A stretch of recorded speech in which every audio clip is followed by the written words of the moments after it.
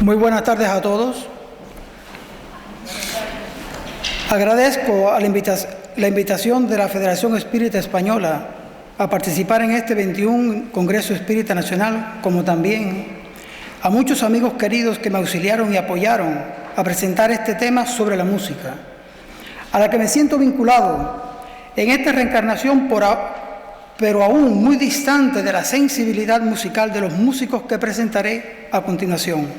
No obstante, el espiritismo nos enseña que nuestra evolución, desde el átomo al arcángel, un día podré, como todos vosotros, recibir la sinfonía celeste que emana de nuestro Padre Creador. Vamos a comenzar homenajeando a 4 genios de la música que ustedes conocen, haciéndolo extensivo también a muchos otros que por su dedicación y esfuerzo dejaron para nosotros obras musicales maravillosas, que al escucharlas fortalecen el equilibrio emocional de nuestro espíritu. Ellos vivieron en diferentes épocas de la historia de la humanidad, dejando el sello inconfundible en sus obras. Del período barroco tenemos a Johann Sebastian Bach, considerado la cumbre de la música barroca y el último gran maestro del contrapunto. Él decía que el único propósito de la música debería ser la gloria de Dios y la recreación del espíritu humano. Del período clásico, Wolfgang Amadeus Mozart. Su obra abarca todos los géneros musicales de su época y alcanza más de 600 creaciones, en su mayoría reconocidas como obras maestras de la música sinfónica concertante, de cámara, para piano, operística y coral, logrando una popularidad difusión universal. Él decía también que la música es el único camino hacia lo trascendente. Ludwig van Beethoven, su obra musical abarca cronológicamente desde el período clásico hasta inicios del romanticismo musical. Es uno de los compositores más importantes de la historia de la música y su legado ha influido de forma decisiva en la música posterior. Él nos comenta así: la música constituye una revelación más alta que ninguna filosofía. Piotr Ilich Tchaikovsky, compositor y pianista ruso del período del romanticismo, se expresaba de esta forma: en verdad, si no fuera por la música, habría más razones para volverse loco. Es difícil precisar con exactitud el origen de la música y enmarcarlo en una época precisa de la historia de la humanidad.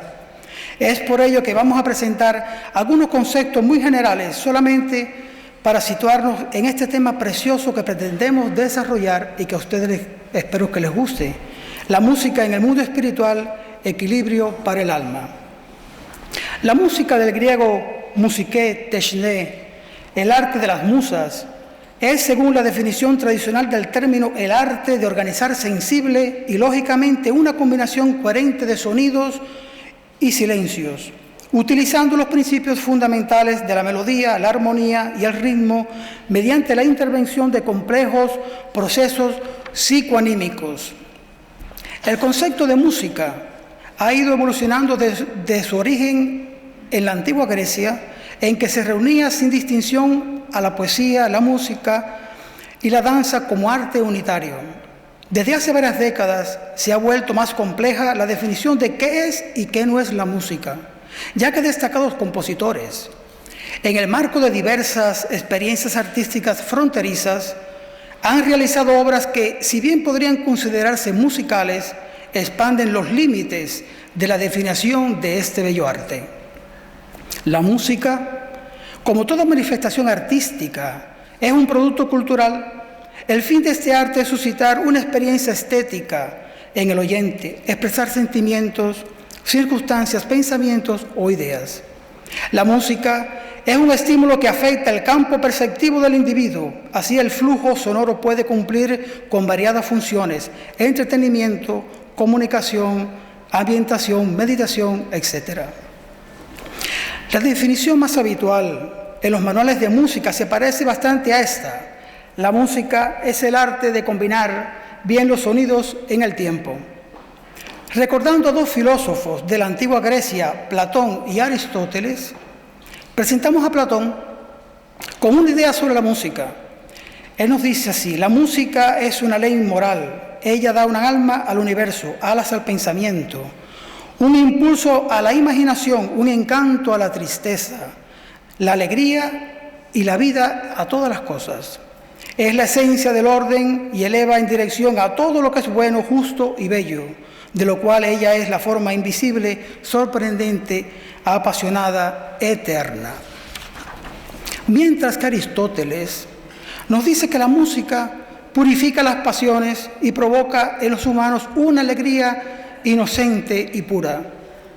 No fue hasta la difusión del catolicismo que la música cobró auge con el objetivo de alabar a Dios.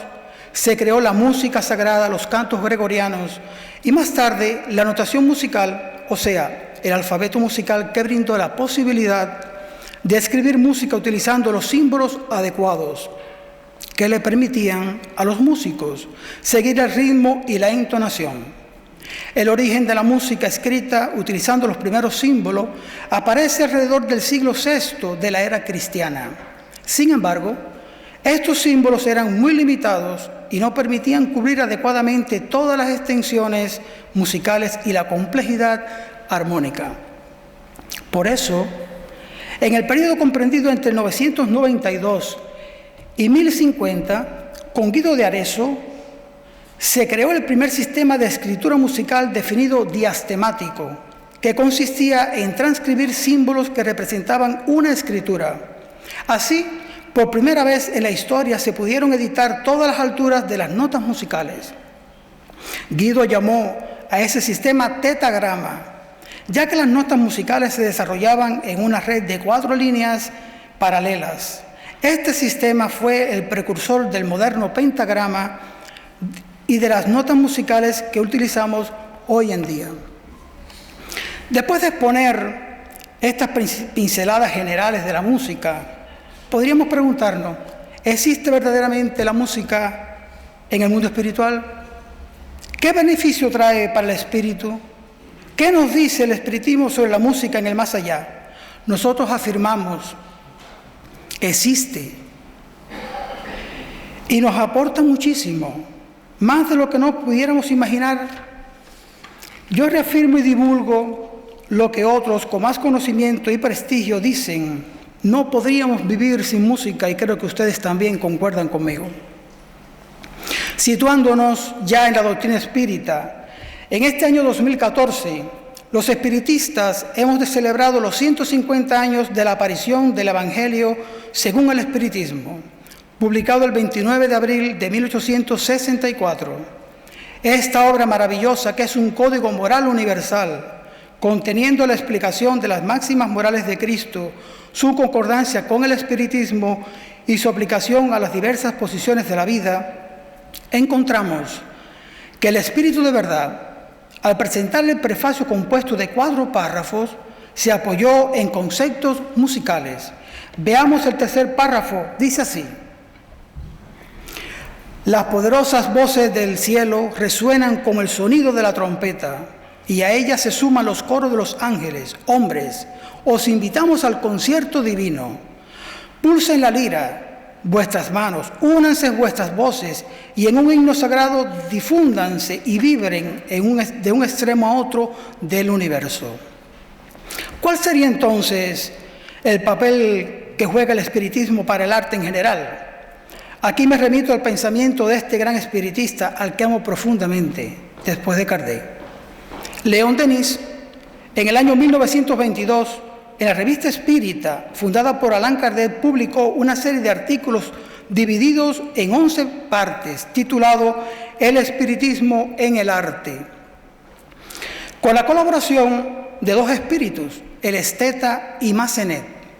El esteta, enfocando el arte en general, optó por la arquitectura, la escultura y la pintura, escogiendo como modelo la catedral porque ella sirve de marco a las demás artes. Mientras que Massenet presentó en 5 comunicaciones la música celeste, procediendo como lo había hecho en la tierra cuando fue profesor de un conservatorio. El apóstol del espiritismo, como también fue conocido nuestro querido León Denis, analiza esta obra con la participación del mundo espiritual en la creación artística y demuestra con profundo criterio la importancia del espiritismo como mediador en la obtención de infinitos temas de inspiración, diciendo: el espiritismo viene a abrir para el arte nuevas perspectivas, horizontes sin límites, la comunicación que mantiene entre los mundos visible e invisible, las indicaciones proporcionadas sobre las condiciones de la vida en el más allá, la revelación que nos trae de las leyes de armonía y de belleza que rigen el universo, viene a ofrecer a nuestros pensadores, a nuestros artistas, motivos inagotables de inspiración.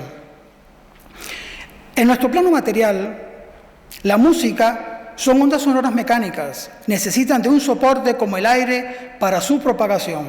Sin embargo, en el plano espiritual, donde la percepción se expande y no queda sujeta a los diferentes sentidos, se transmite al igual que el pensamiento a través de ondas electromagnéticas que no requieren de un soporte y se propagan en el fluido universal, teniendo un alcance infinito. Esto provoca una recepción mucho más global y emotiva de la música, añadiendo además que resulta mucho más perfecta en cuanto a afinación, ejecución e instrumentos, etc., libre de las limitaciones de todo tipo que siempre impone la materia. Podemos decir que la música nos acompaña desde que el hombre existe, porque es una necesidad del espíritu, que viniendo del mundo espiritual trae un bagaje de existencias vividas, exteriorizando aquí la música para equilibrar nuestro ánimo, siendo imposible vivir sin escucharla o ejecutarla. Sabemos que sintonía y vibración son leyes del universo, y dependiendo de la franja vibratoria donde nos situemos, la música puede ser edificante o poco edificante. De ahí que encontremos algunas que nos atormentan y desequilibran psíquicamente. Aquello que consideramos música de mal gusto, que no aceptamos, no es más que la música que no sintoniza en nuestro campo vibratorio por el nivel moral conquistado. La aparición del Libro de los Espíritus el 18 de abril de 1857 marcó la era del espiritismo, la tercera revelación de la ley de Dios, donde aparecieron los fenómenos de Hydesville con las hermanas Fox, época de convulsión e interés a todos los niveles sociales, donde los espíritus también usaron el lenguaje musical. La revista espírita fundada por Allan Kardec del mes de julio de 1858, número 4, aparece un artículo titulado Conversaciones familiares del más allá, el tambor del Beresina. Se trataba de varias sesiones espíritas en la casa de Kardec. Dice él: el espíritu se manifestó a través de golpes, las cuales no fueron dados con la pata de la mesa, sino efectuados en la propia textura de la madera. Además de las respuestas dadas a varias preguntas, ya sea por sí o por no, y por medio de la tictología alfabética, los golpes tocaban a voluntad una marcha cualquiera, el ritmo de un aria, imitaban la fusilería y el cañoneo de una batalla, el ruido del tonelero, del zapatero, haciendo eco con una admirable precisión, etc. El libro A la luz del Consolador es la autoría de la espiritista brasileña Ivonne Amaral Pereira. Registra esta información aplicada en el capítulo 4, en el tiempo de las mesas. Ella nos cuenta que la mesa, sin embargo, dictaba también música con la misma rapidez y erudición, enunciando previamente de cuántas notas se componía la melodía, casi 32, su número favorito para la frase musical, así como de 12 para la frase hablada.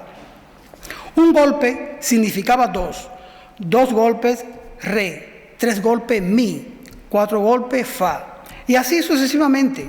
Además de eso, dividía los compases designando una después de otra la cantidad de notas que cada compás debía contener.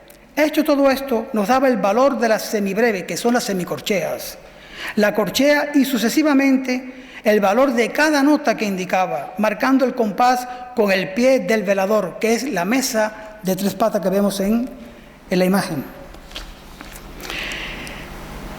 no solo eso, daba también las accidentales de la música, sostenidos y bemoles, y finalmente el título de la pieza. Una vez terminado el precioso dictado, la melodía era ejecutada en un órgano alquilado. Para tales experiencias, como vemos, los espíritus comunicantes fueron hasta el punto de enseñar teoría musical en sus experimentos. El libro Obras Póstumas de Allan Kardec, en su primera parte, presenta información sobre la música celeste y la música espírita. En esta última, la música espírita, tenemos dos comunicaciones del espíritu Rossini. Al ser evocado por el codificador, dijo: recientemente, en la Sociedad Espírita de París, su presidente me hizo el honor de pedir mi opinión sobre el estado actual de la música, como también al respecto de las modificaciones que las ideas espíritas podrán introducir en ella. Rossini, en esa ocasión, no se sintió suficientemente preparado y dijo: ¿una disertación sobre música celeste? ¿Quién podrá encargarse de ella? ¿Qué espíritu humano podrá hacer vibrar la materia al unísono de este arte encantador? ¿Quién posee un sentido de la armonía tan marcado? Él, consciente ahora de la realidad en que estaba viviendo, reconociendo su lugar en medio de las armonías del universo, humildemente declara que había juntado notas, compuesto melodías, bebió en la copa que contiene todas las armonías, se apoderó de algunas chispas del fuego sagrado, para finalmente decir: nosotros nada inventamos, solo copiamos del gran libro de la naturaleza. La multitud aplaude cuando no hemos deformado demasiado la partitura. Rossini se retira para preparar el pedido del codificador, diciendo: si un músico puede hablar de la música del porvenir, debe hacerlo como un maestro, y Rossini no quiere hablar como un escolar. Marchó no para estudiar la música, pues no la necesitaba, solo tenía que clasificar los argumentos con método, a fin de presentar un resumen capaz de explicar su concepción de la armonía. Al regresar más tarde, entre los argumentos meditados con mucha profundidad, él expone: cuando un espíritu inferior puede deleitarse con las delicias de las armonías superiores, se extasía y se vuelca inclinado a orar. El arrobamiento lo transporta a las esferas elevadas del mundo moral y a una vida superior a la suya, en la que desea continuar viviendo de ese modo, mas cuando ya no penetra la armonía, se despierta, o si se quiere, se duerme. Vuelve a la realidad de su situación y en los lamentos que deja escapar por haber descendido, dirige una oración al Eterno pidiéndole la fuerza necesaria para volver a elevarse, y eso se convierte para él en un poderoso medio para mejorarse. Otra idea que Rossini expuso al codificador en una reunión mediúnica fue la siguiente: la armonía, la ciencia y la virtud son las tres grandes concepciones del espíritu. La primera lo extasía, la segunda lo ilumina y la tercera lo eleva. Poseídas ellas en toda plenitud, se confunden y conforman la pureza. Encontramos entonces en esta comunicación de Rossini que la música, como elemento moral y educativo, hace vibrar al espíritu en su interior, despertando la necesidad de buscar el camino de la pureza al que está llamado. Es por lo que León Denis, en su libro Espiritismo, el espiritismo y las fuerzas radiantes, nos dice: cada vibración sonora despierta en la materia una repercusión correspondiente. Es así como la naturaleza nos muestra en todos los grados y en todas las cosas la ley armónica que imprime su ritmo a la vida universal.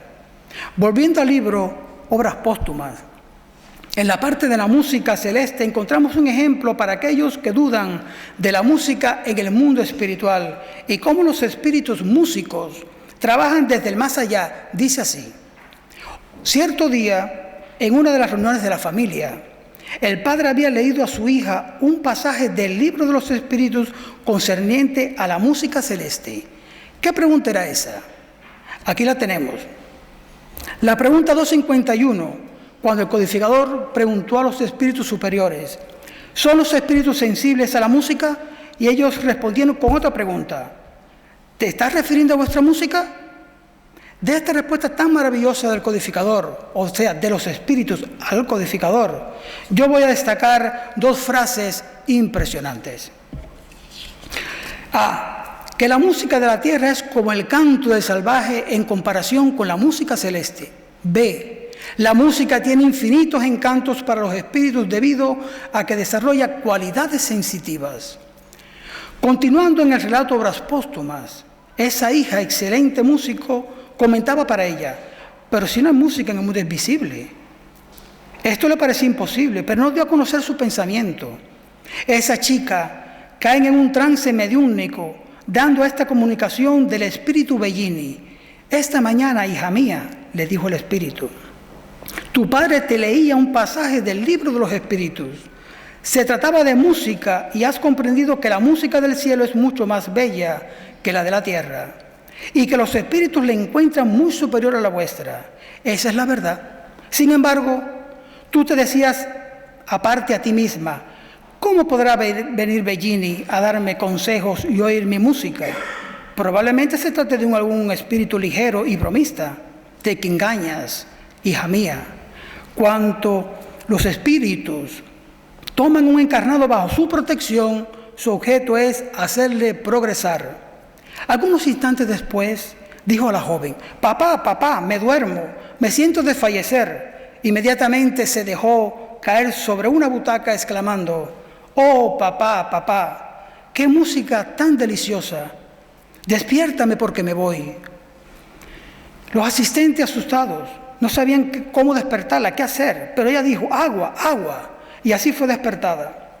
Esa misma noche, estando el padre solo, obtuvo la siguiente explicación del espíritu San Luis.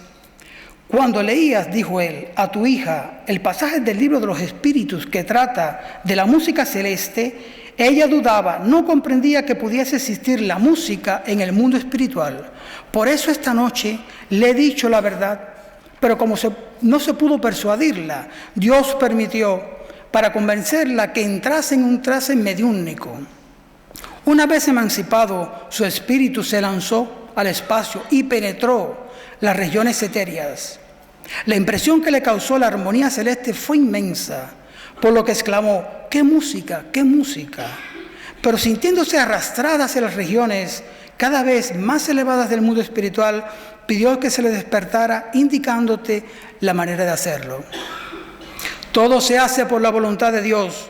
El espíritu de tu hija no dudará más, aun cuando al despertar no haya conservado claramente en la memoria cuánto le ha sucedido.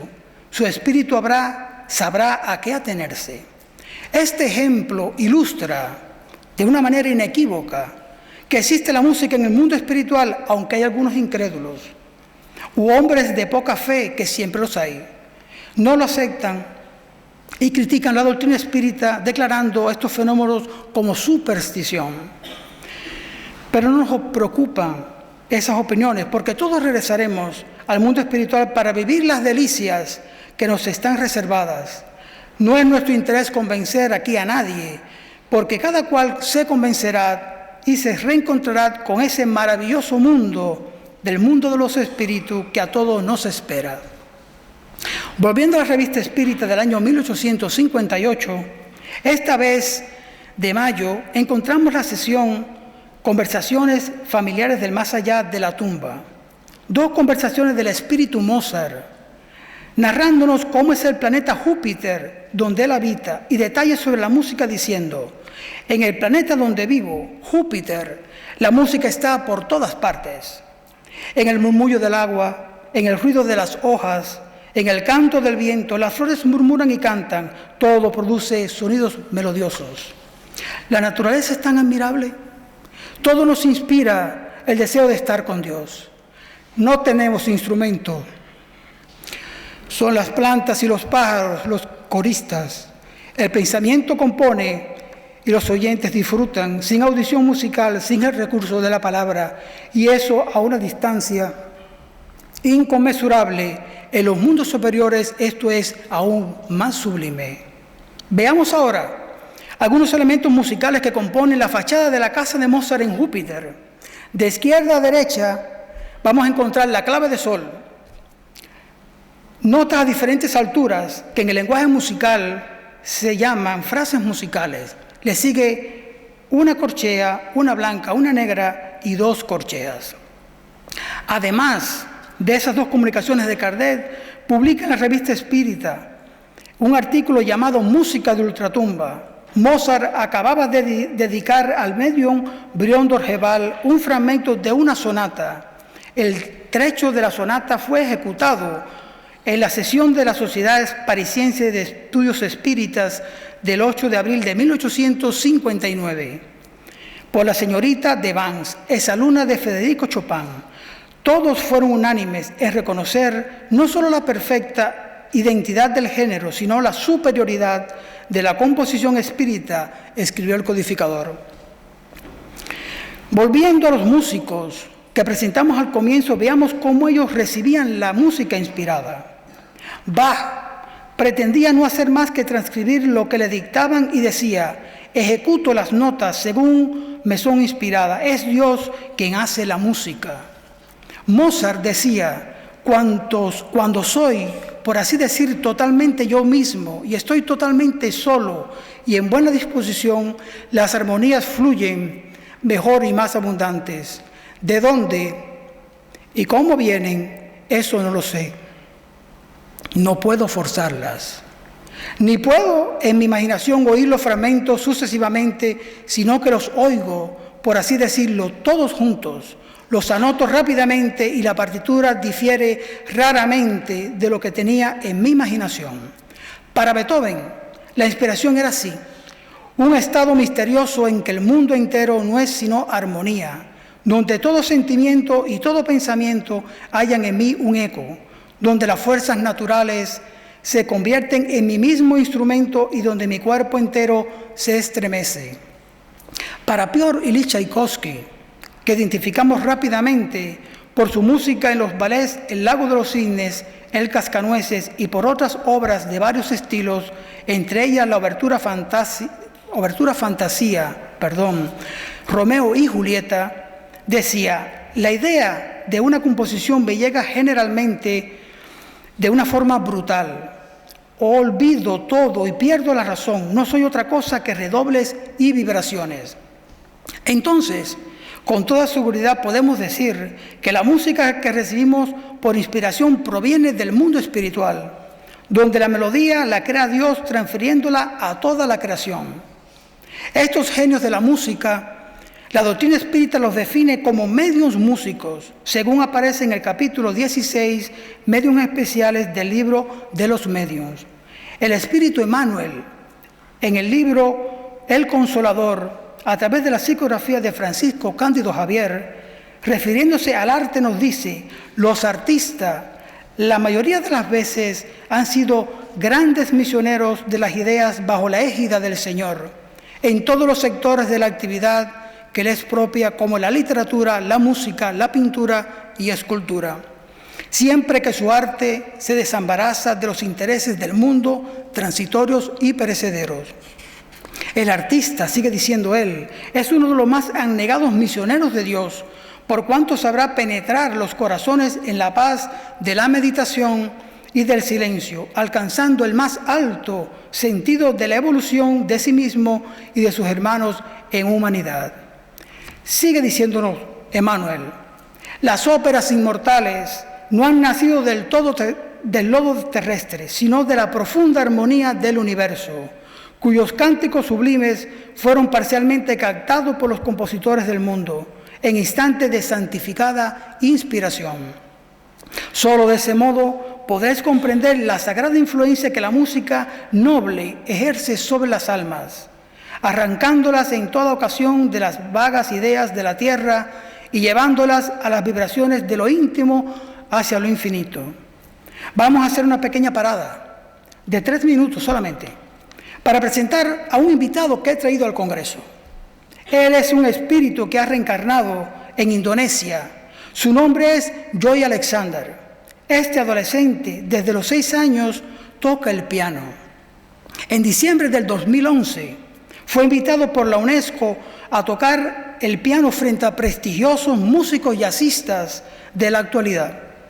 Escuchemos su interpretación, enriquecida de sus existencias ya vividas, volviendo a nuestra tierra para contribuir con la música, despertando para todos nosotros, para nuestros corazones, para la sensibilidad que Él ya ha conquistado.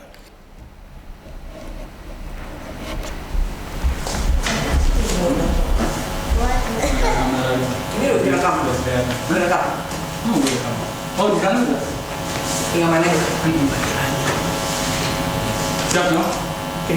Sí.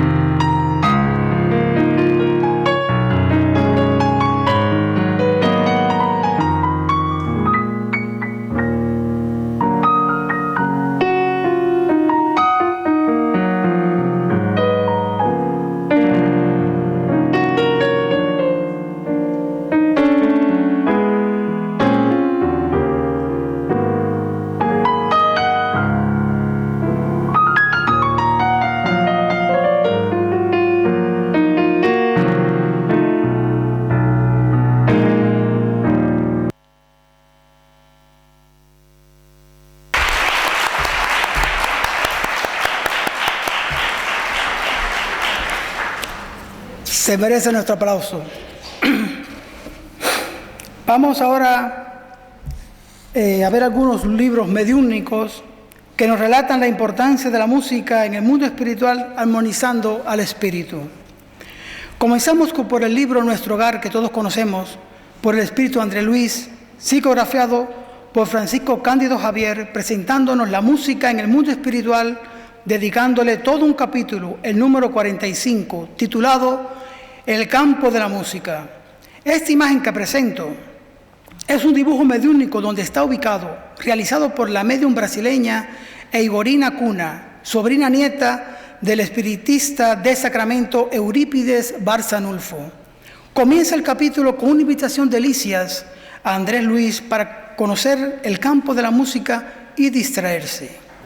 Alcanzaban ambos la línea de entrada, donde Lisias pagó gentilmente la entrada, notando Andrés Luis gran número de personas paseando en torno a un pequeño escenario donde un grupo orquestal de reducido número ejecutaba música ligera. Caminos marginados de flores aparecían a nuestro frente. dando acceso al interior del parque en varias direcciones. Observando la admiración por las canciones que oía, Licia le explicó: en las extremidades del campo, Andrés, tenemos ciertas manifestaciones que atienden al gusto personal de cada grupo, de los que todavía no pueden comprender el arte sublime, pero en el centro tenemos la música universal y divina, el arte santificado por excelencia.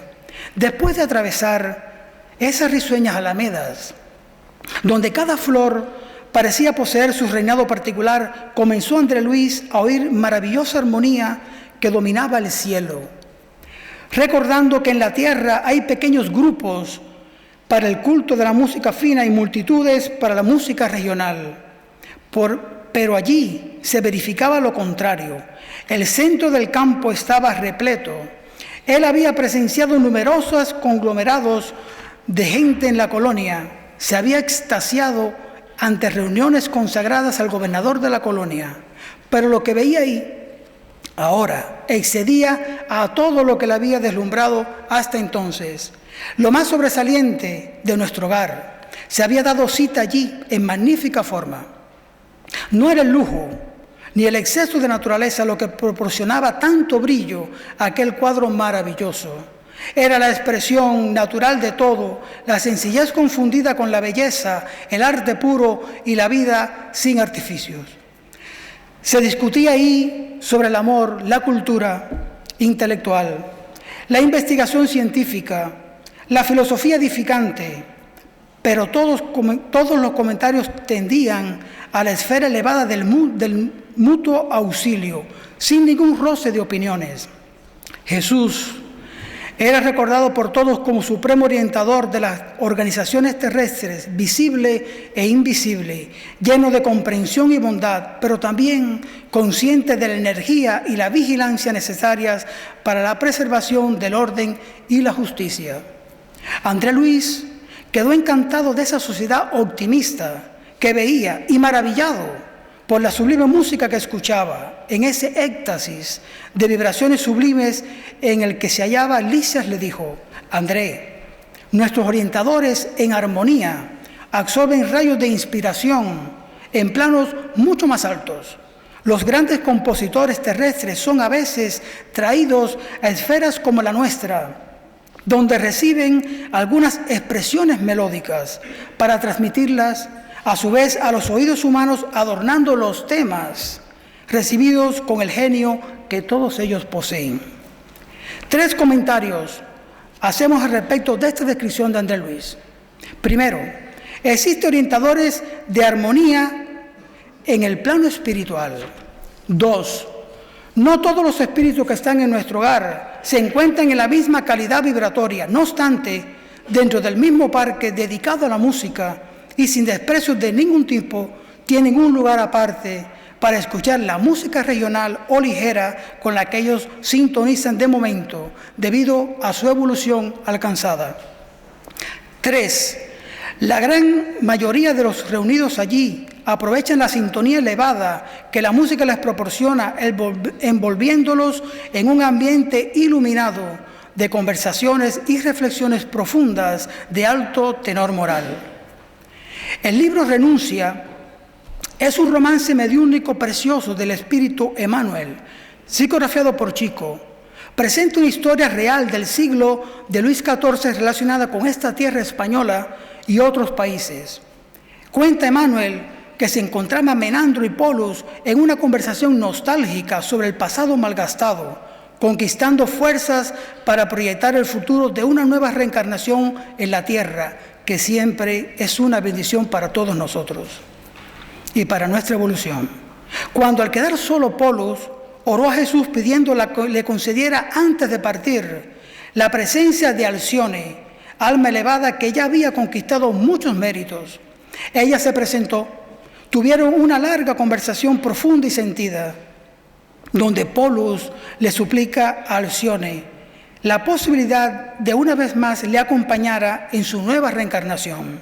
Alcione, con ese amor sublime de alma elevada, aceptó, pero antes tenía que tener el permiso debido para ello. Termina esa conversación con el adormecimiento de Polus por el proceso que se iniciaba en la reencarnación. Alcione tomó su ropaje de luz y regresó a su morada resplandeciente llamada Alcione. ¿Qué es Alcione? Alcione es la estrella más brillante del cúmulo abierto de las Pléyades en la constelación de Tauro. Se encuentra a unos 440 años de luz de distancia. Alcione espíritu penetró en un templo de majestuosas proporciones, donde se elevaba una torre translúcida y transparente, semejante al cristal, de cuyo interior brotaban melodías armoniosas. Era un santuario de trabajo y oración. Se aproximó a Antenio, una entidad angelical que cumplía las órdenes de Jesús, y le habló con humildad de su nueva aspiración de volver temporalmente a las tareas terrenas. ¿Qué hacía esta alma tan elevada en ese sitio? ¿En qué empleaba su tiempo? Miren ustedes, ese espíritu estaba cooperando junto a otros bienhechores en el sistema de Sirius para traer en el mundo, en el momento adecuado a la Tierra, necesarios elementos de inspiración para la solución de ciertos problemas del ritmo y la melodía para nuestra música terrestre. Ella decidió interrumpir esas investigaciones que le hablaban gratamente al alma para retomarlas nuevamente en el porvenir. Así son las almas que han conquistado categoría muy sublime. El espíritu Camilo Castelo Branco, del cual se ha hablado mucho hoy aquí y muy bien además, es un libro titulado Memorias de un suicida. A través de la médium brasileña Ivonne Amaral Pereira, cuenta que reencarnó en esta tierra española en el siglo XVII, naciendo en los alrededores de Toledo, cuando fue la antigua y noble capital del reino visigodo. Él nos presenta en la tercera parte, en el capítulo 1, la ciudad universitaria, una institución educativa llamada la Mansión de la Esperanza. Este libro, basado en la colonia correccional para suicidas, dirigida por María de Nazaret, Madre de Jesús, tiene como estatuto fundamental la doctrina excelsa del amor y de la fraternidad, teniendo por ideal educar para elevar y redimir a todos los que cometen la grave infracción del suicidio. En esa venerable institución, los suicidas reciben las siguientes asignaturas a cursar: moral, filosofía, ciencias, psicología, pedagogía, cosmogonía y hasta un idioma, el esperanto. Uno de los grandes incentivos que les ofrecía para que sintieran cierta conformidad por la situación que vivían consistía en reuniones de arte y de moral.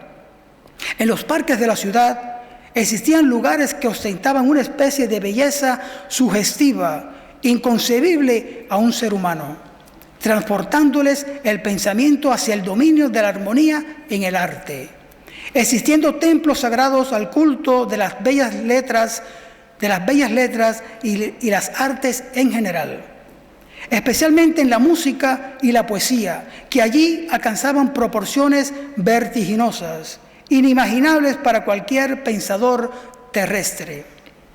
En el capítulo 4, El hombre viejo cuenta que de otras esferas vecinas descendían caravanas fraternas que presentaban brillo artístico y confortante a sus vidas para reanimarlos en las ansias del progreso, no faltando el estímulo genial de espíritus destacados como Víctor Hugo y Federico Chopin. Ambos, como muchos otros, expresaban la magia de sus pensamientos adquiridos a través de muchas reencarnaciones. Chopin, que había vivido más de una existencia en la tierra, siempre consagrado al arte o a las bellas letras, mostraba sus mejores energías mentales, traduciendo a su música en imágenes y narraciones, en una variedad maravillosa de temas. Mientras que el gran genio, Víctor Hugo, con su rostro de cultura superior y de arte, le mostraba en lecciones inapreciables la belleza e instrucción de la realidad mental de sus creaciones literarias, sensibilizándolos a todos hasta las lágrimas.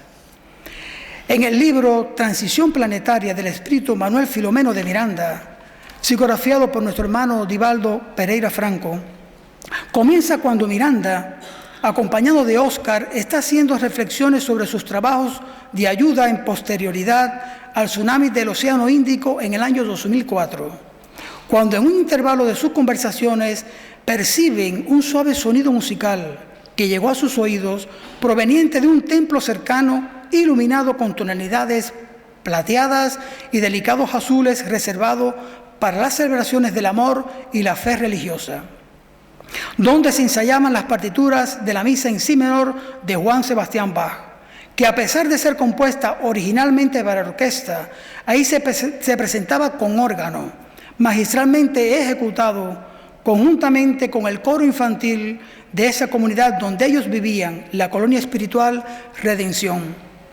En el capítulo 2, el visitante especial cita que la colonia se prepara para recibir a una noble entidad, residente en otra dimensión, que vendría a traerles importantes noticias relacionadas con el programa de actividades que se llevaría a cabo próximamente en la Tierra. Antes que las destacadas personalidades subieran a ocupar puestos en la tribuna, un grupo coral infantil hizo una presentación cantando el Miserere, que se refiere al Salmo 51, también llamado de la penitencia, compuesto por Gregorio Alegrí, en una adaptación de Mozart del siglo XVIII, quien muy joven, aún al escucharlo por primera vez, lo memorizó y lo adaptó con ligeras modificaciones. Pasando ahora al libro Alborada Nueva, por el espíritu Kai Bartschüttel, psicografía de Abel Glasser, es también el nombre de la colonia espiritual que él dirige. Es una comunidad con cerca de 200.000 habitantes. Se encuentra en la psicoesfera de la ciudad de Santos, estado de Sao Paulo. Aquí también encontramos datos sobre la música. En el capítulo 10, titulado Rincón de la Paz, aprovecho para presentar un dibujo mediúnico de cómo es ese lugar de encuentro. Él nos dice así: el Retiro de la Paz es un área donde los habitantes de Alborada Nueva se dedican a la meditación. Es un lugar bastante dado a la vibración, a la oración, al entrelazamiento con la espiritualidad mayor. Es un lugar de mucha paz donde son realizadas semanalmente sesiones abiertas de música espiritual. Los habitantes de la colonia ahí se dirigen cuando reciben parientes y amigos de otros planos espirituales, siendo ese el lugar de vibración más intensa de la ciudad espiritual, excepto la unidad divina de la divina elevación, que es destinada exclusivamente a los contactos de Kai Bartschüttel y el espíritu Sheila en relación al plano superior. La imagen que presento ahora es conocida por todos ustedes. Se trata de la composición de una orquesta sinfónica. Cuando nos acercamos a estudiar música o no, nos enseñan que en esta agrupación reúne a 4 familias de instrumentos musicales: la familia de las cuerdas, la familia del viento madera y viento metal, y la familia de los instrumentos de percusión. Todos tienen una función.